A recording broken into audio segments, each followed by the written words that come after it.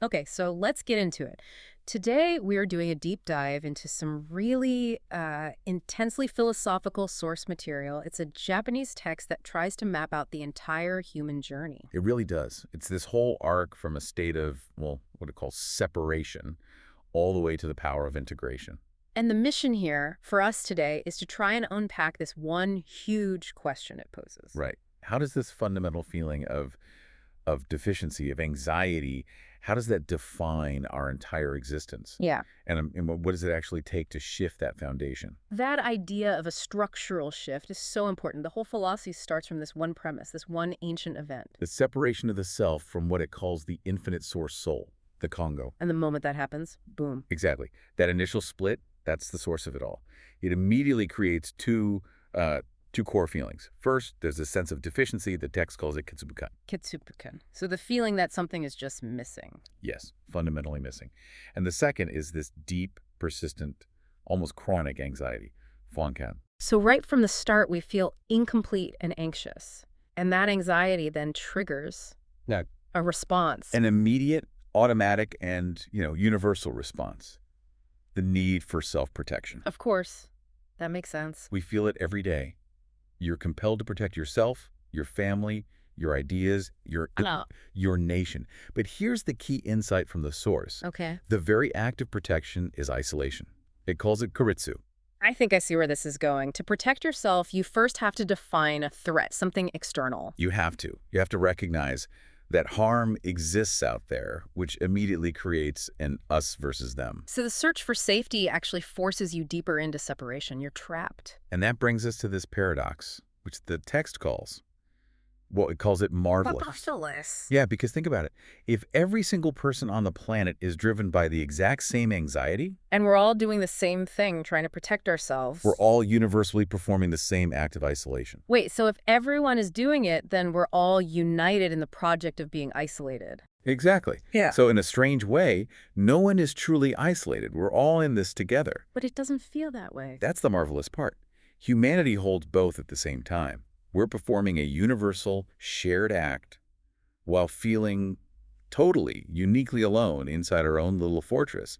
We're united by the belief that we're separate. Okay, let's talk about the engine that keeps this whole system running. What's maintaining these walls? The text has a great analogy for this. It's the ego, or jiga, but it describes it as a programmed robot. A programmed robot. I like that. It's very relatable. So how does this robot work? Well, like any program, it starts with initial values.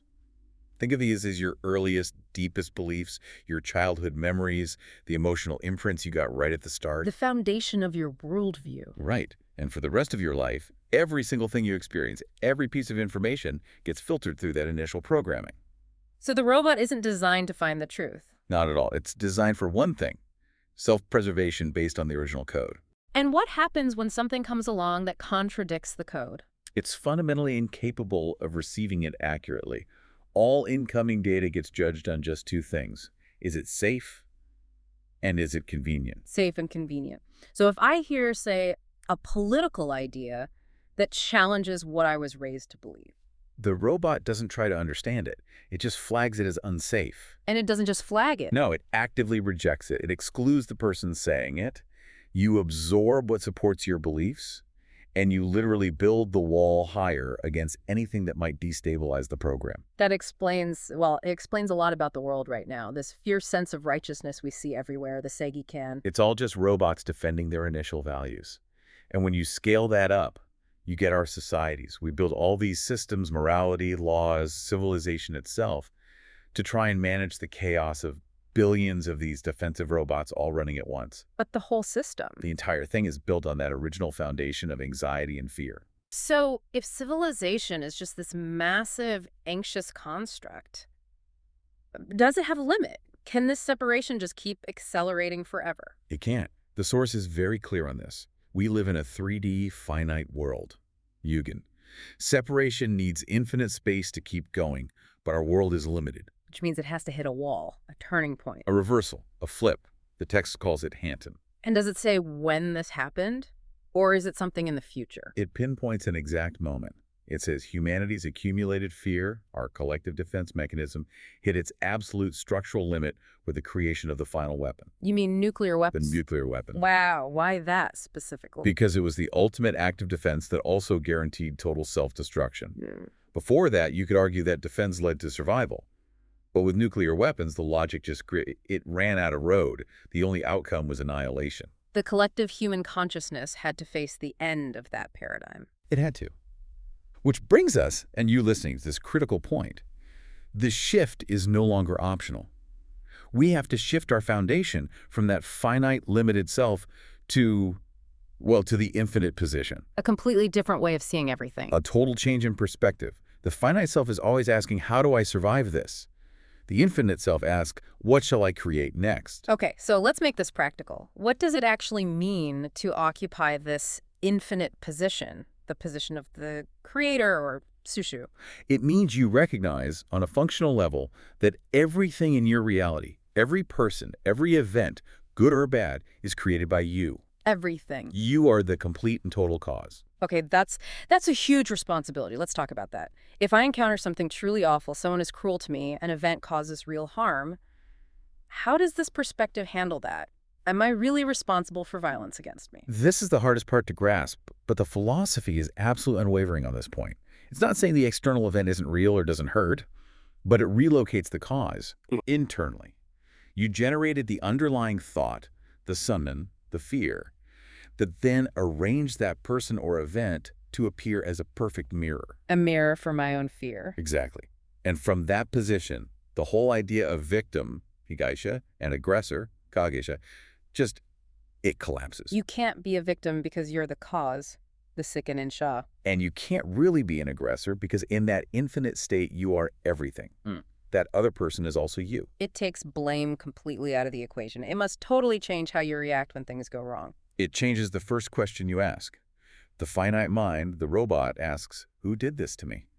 It's looking for someone to blame. But the infinite mind. The infinite mind asks, why did I create this for myself? How did my own thoughts bring this about? And the source says the answer to why is always the same thing, isn't it? It always comes back to the same root. I created the underlying thought of fear, the kifukan. So fear is the raw material. It's the fuel for creation in this finite world. But from the creator position, your relationship to that fuel completely flips. Let's talk about that choice. The text says becoming a creator isn't like, striving for a goal, like becoming prime minister or running a marathon. That distinction is so important. Those are finite achievements. This is different. This isn't about effort or struggle. It's just a choice of perspective, a switch you flip. How simple is it? The analogy it uses is beautiful.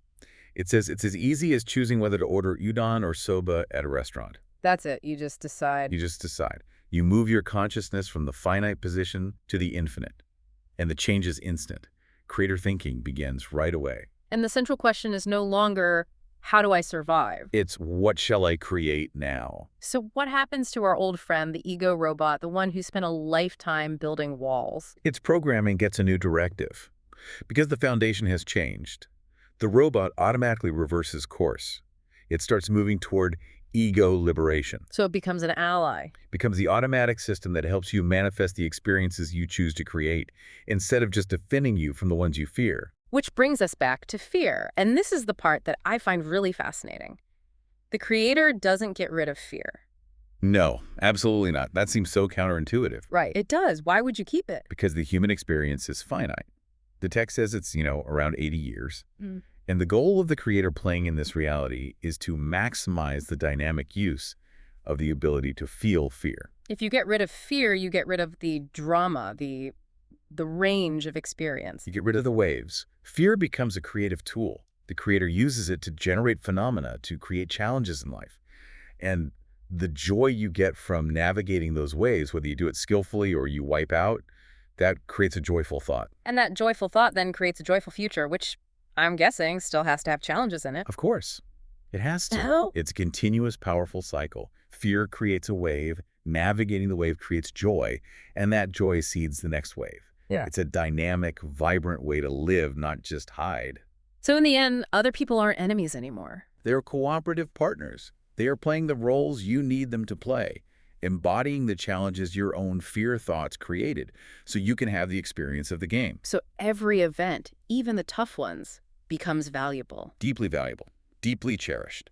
They aren't opponents, they're your co-players. That is a profound idea for you to take away from this. The power to change everything rests on a single, simple decision about the perspective you choose. Finite anxiety or infinite creation. And by making that choice, you flip the switch on your own automatic system. It all comes down to an internal shift. You don't change the world, you change the position you occupy inside yourself. Exactly. The world is just the mirror. The reversal switch for that robot can only be flipped by you. And the source insists this huge reality-altering choice is as simple as ordering noodles. Which leaves us with the final thought for you to nail on.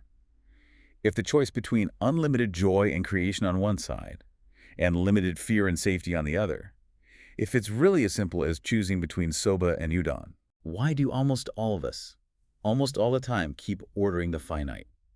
What's the secret addictive pull of the struggle? Maybe it's the drama of the fight itself. Thank you for joining us on this deep dive. For the record, I still prefer udon.